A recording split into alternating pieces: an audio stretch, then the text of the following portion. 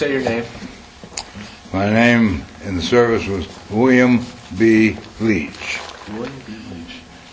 L-E-I-T-C-H. William. Well, I got Zachary here. I said in the service. Yes, Outside the service is Zachary William. Zachary William. I only got 2 checks that way. That's not a bad way to live. Well, I just want to start off by getting a little background information about you. So, if you could just... Can you come a little bit closer? Absolutely. I didn't bring my hearing aid. Absolutely. How's this? No, that's close enough. Close enough. I know. I hear that all the time. You're good to go. I just want to get a little background information about you. So just give me a little bit about your childhood, growing up, things like that, where you grew up at. I was born and raised in Harrisburg, Illinois, Okay. Saline County, 1921. Brothers, sisters? I had 1 brother that died. One brother died. Mm-hmm. And when did you? So you were in World War II. World War II. When you did you decide to? Were you drafted in that, or did you decide to enlist? I was already in the service. I got out of the service when I graduated from high school, Okay. and I went into the service. Okay. And they put me in the Air Corps at Chinook Field, Illinois. And what made you decide to go in the service in the first place after high school? Mm-hmm. This was 1941. So this was right around. Was this before or after Pearl Harbor and things like that? That was before Pearl Harbor. Before Pearl Harbor. About 3 or 4 days. Okay. And so when you enlisted, so 3 or 4 days before, you said? Mm-hmm. So you had no idea like that. It was very strong saying that we would. So you guys felt that you would get in the war when you enlisted. Is that why you wanted to fight and go overseas? Well, the jobs weren't plentiful back in those days. Right. Even though I lived on a farm, we still had trouble with funds. And so I said, well, since I'm the oldest, I'll go with service. And that's what I did. That's very noble of you. And then so take me to when you got in the service. Where did they start you off? Where did you go to boot camp? Things like Well, that. I went to Chinook Airfield in Rantoul, Illinois, and I studied to be a mechanic on airplanes. Mm-hmm. And then they put me in the aircraft reserves to do the fuselages. From there, I completed my schooling as a mechanic, and they sent me to Kelly Airfield in San Antonio, Texas, where we tried the people who were in advanced fighting, the school, and that's where they signed me for about 2 years.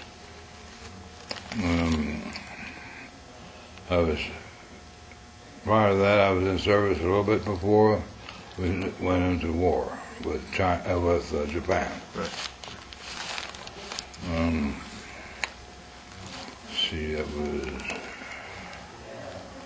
yeah, that's right. Well, you said you were a mechanic. Did you have any training before being in the Air Corps beforehand? No, I had no prior. I was strictly an airplane person. Okay.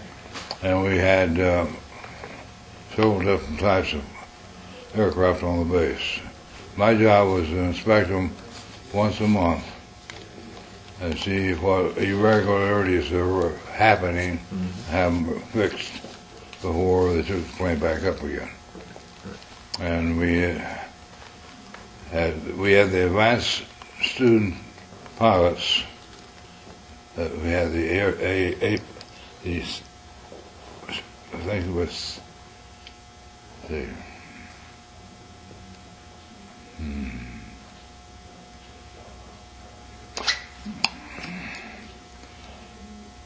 no, I have to go back a little bit.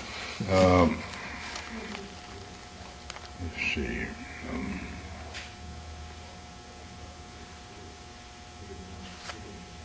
When they bombed Pearl Harbor, I was in the force at Kelly, and that'd be 1944, I believe it was. When they bombed Pearl Harbor? You said when they bombed Pearl Harbor? That was 41, wasn't it? 41. December 41. Yep. And then they put me in force at the Jackson Army Air Base in Mississippi. And we trained the Dutch pilots who were flying in World War II. I met Prince Bernhard twice when I was there. Really? And he took me out both times for dinner because I was training his people there flying. I wasn't a teacher and flying, but I was a teacher putting the planes there for the flying people. Right. In good shape. And we had the AT-6, which was a Japanese warplane in World War II. Our plane, but they was flying. That's right.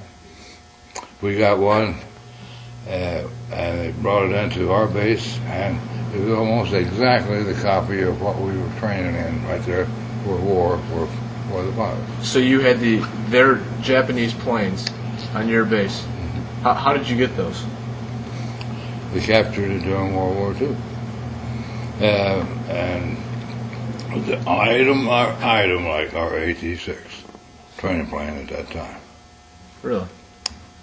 And we found out what the shortcomings were in service, and we put those back in our planes to be a better service for the new pilots coming along at school. And let's see. And from there, they sent me to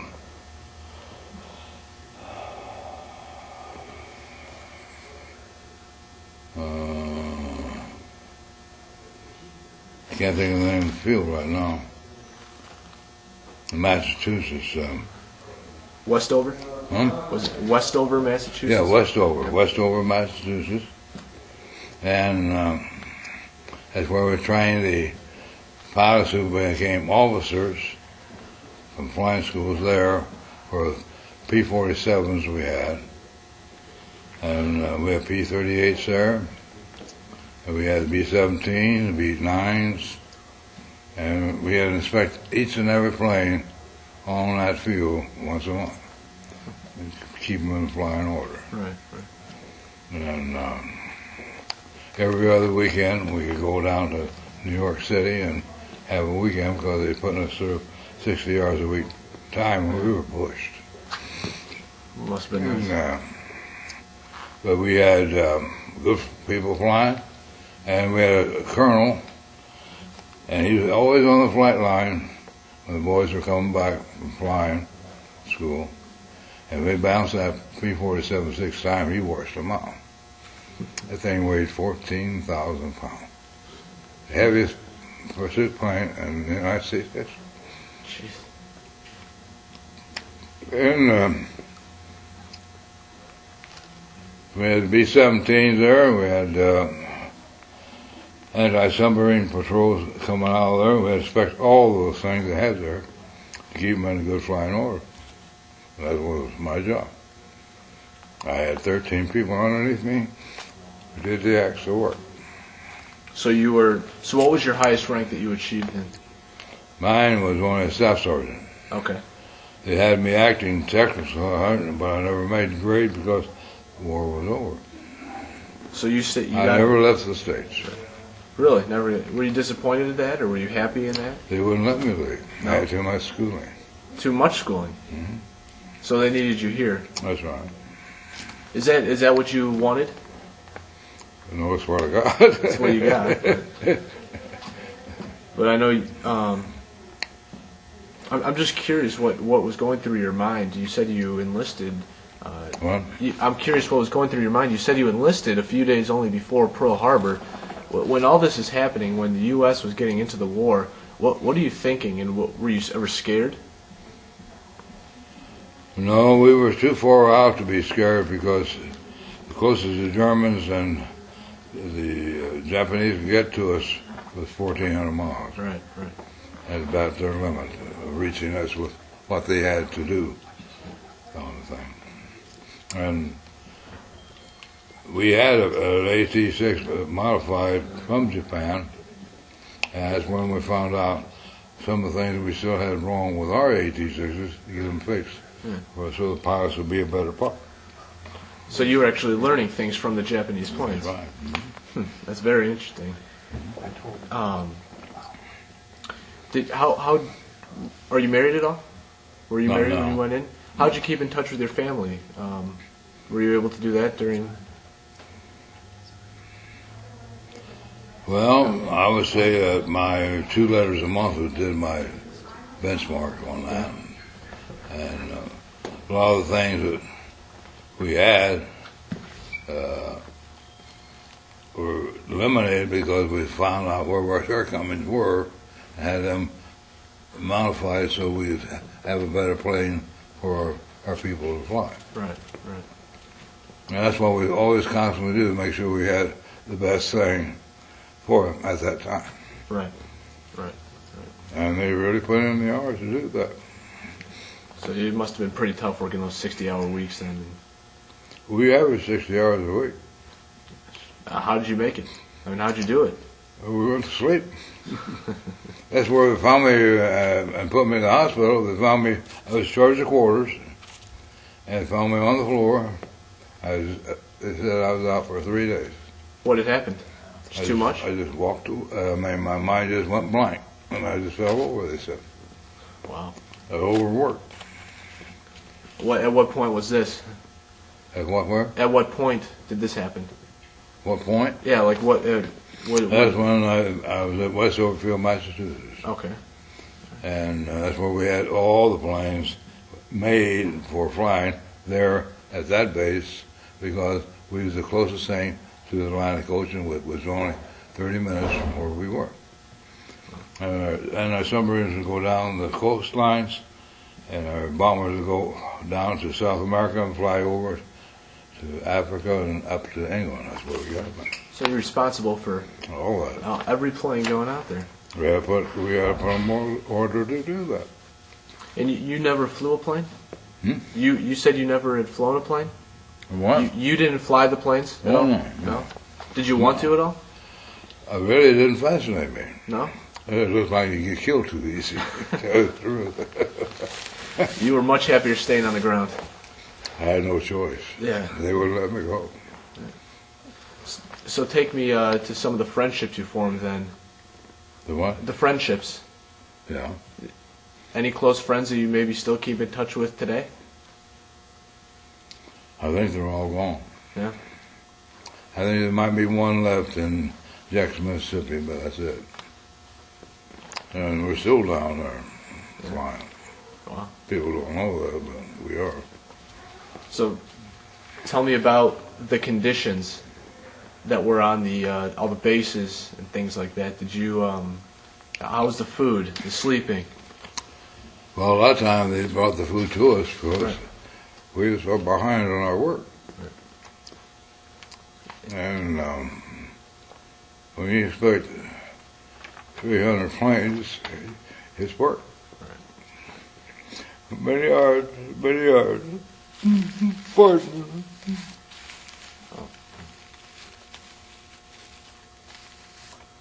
I'm sorry. Oh no, you're perfectly fine. It hurts me. You can stop at any point you want. I'm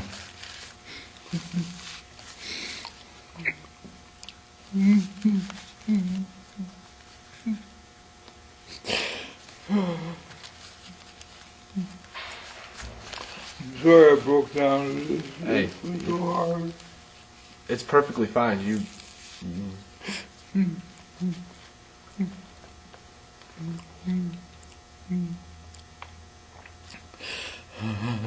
We appreciate your story, Zach. We really do. Yeah.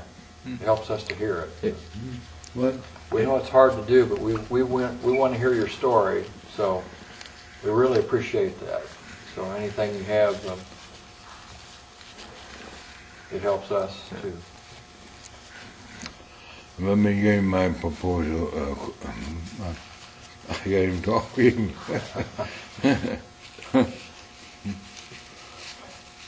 You bring a lot of battery, Richard.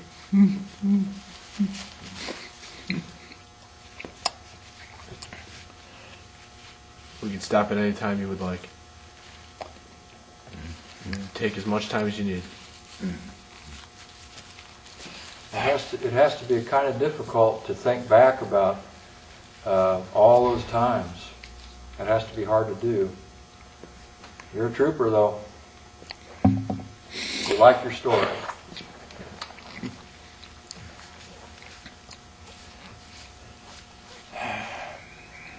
Well, I'm sorry that I broke down in the service because I was just overworked. I could go any further. Zach, did you have friends that were also overworked? Other people, friends that were overworked? I had 21 men underneath me, and we were all overworked.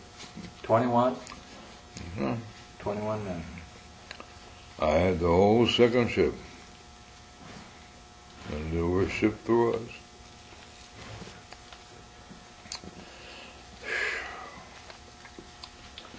I still remember one where we had a pilot 33,000 feet, or 36,000 above the base, and number 5 master rod went out the front line, and we was up in the control tower checking him out. He made one circle of the field and landed.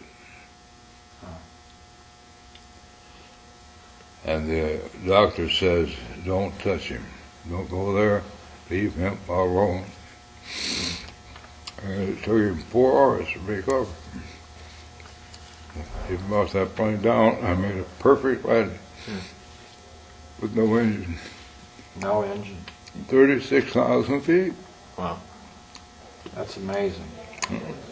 Do you ever look back on it now and just see the magnitude of what you accomplished, you and your men?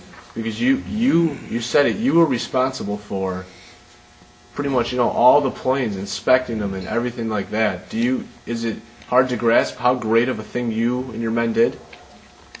To the last part there? Is it hard to grasp how great of an accomplishment you and your men did? We didn't have time to spell the word either. But, well, we didn't look at it that way. We didn't have the time to do it, to tell you the truth. And we would walk around with trays in our hand, eating, and still working. We were so far behind. Yeah. And we never caught up. That's what makes me mad. We couldn't get enough personnel there to do it for us. We even set up a special school for us to teach them 2 hours a day and things like that. Yeah. And they tried to do everything for us too. I mean, it wasn't one who went in the street. But see, we sent 114 pilots from the United States to the theater in New York. Wow. It's amazing. 114? Mm-hmm. 114? Mm-hmm. That's a lot. And they flew from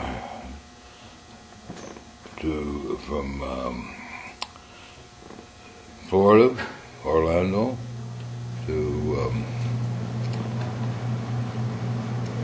Dakar. Had 14,000 gallons of gasoline. Used up every drop getting there. And we had to even take off the guns and the ammo and everything, strip it down, and send just the plane and the pilot and gasoline. And he had 4 machine guns for him to that theater to go to Africa and up Africa to England.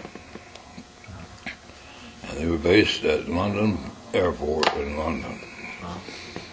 And we had the whole third of the Irish country there and half of Scotland for our bases of training and fighting for England in World War II.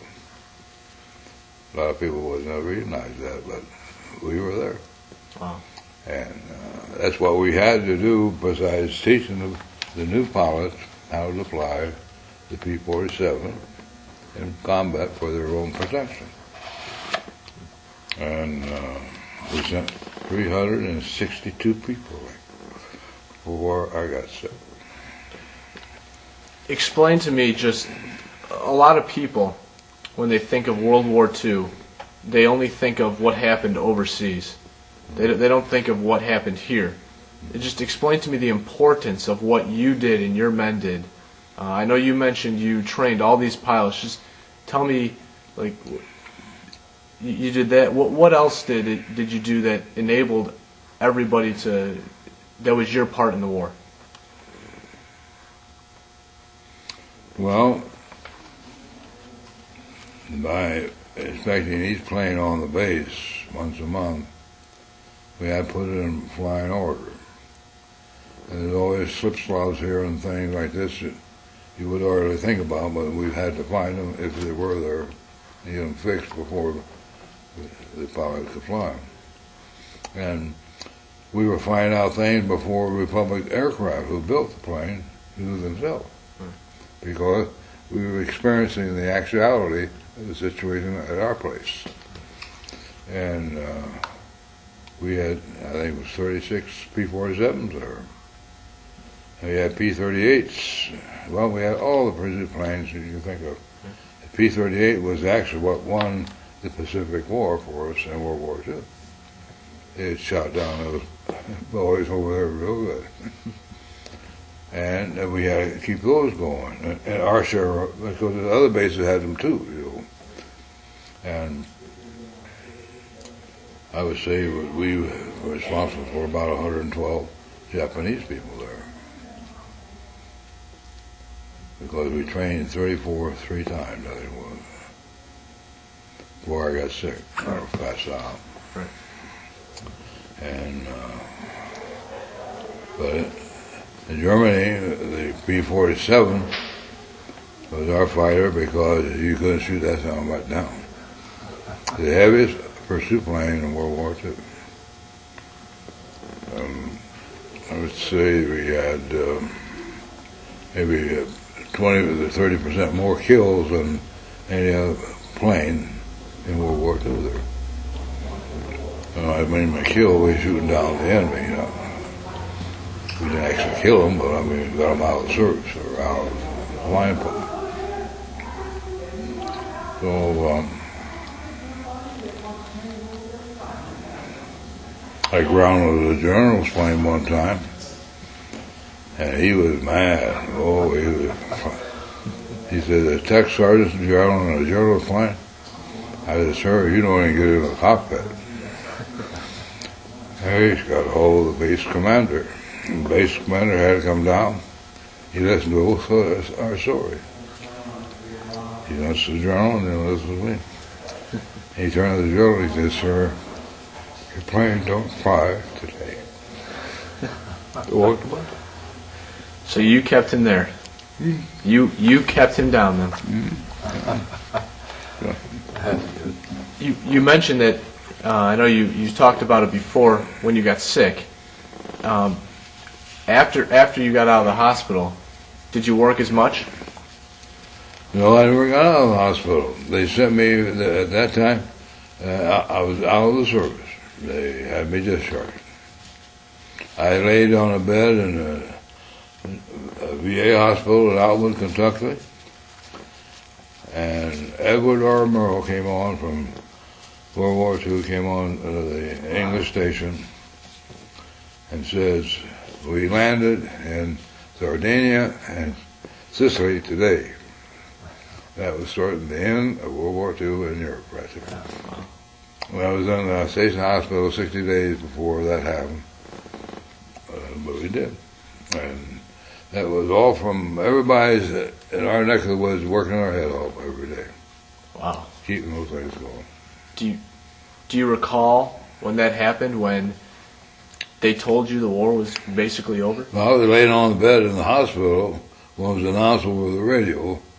I had my bedside, and he came on from London. He always said, "This is Edward R. Burr." And the war is over. And it was. Must have felt nice.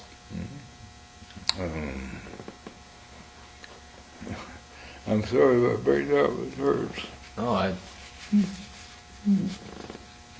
I just appreciate everything that you did for this country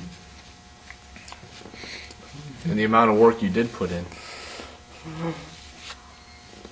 Well, I cried because I wasn't there.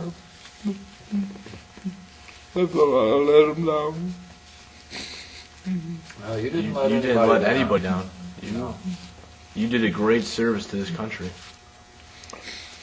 Well, I don't know about that, but we had a job to do and we tried to do it. You know, Zachary, I want to tell you something. Can I tell you something? A lot of people don't consider themselves heroes. They think other people were heroes, but everybody that served was a hero for us. You guys are heroes for us. Is that okay? I understand. A hero for that guy, a hero for me, What, a hero for this lady back here. what you did allows us to be here today. That's true. And it's because of all the work you put in. And I can never be thankful enough for what you did. Thank you. That's why we're doing the interview, because we can have you on camera. Well, a lot of people won't believe it because we never said anything about it. We did it, and that's all. That was the main thing. Right. We did our job. Yes, sir. And that's the reason I'm still in the hospital, so to speak. I mean, I just worked myself physically out of the whole thing. Yeah. So what do you do these days? As little as possible. No more 60-hour weeks. That's right. I never had a chance to count to 60 either, but I figured out. Well, Zachary, I just want to thank you again for everything you did for this country. I really appreciate you taking the time out today to talk with me. Thank you. We had a wonderful interview, sir. Oh, thank you. Appreciate you very much. Thank you.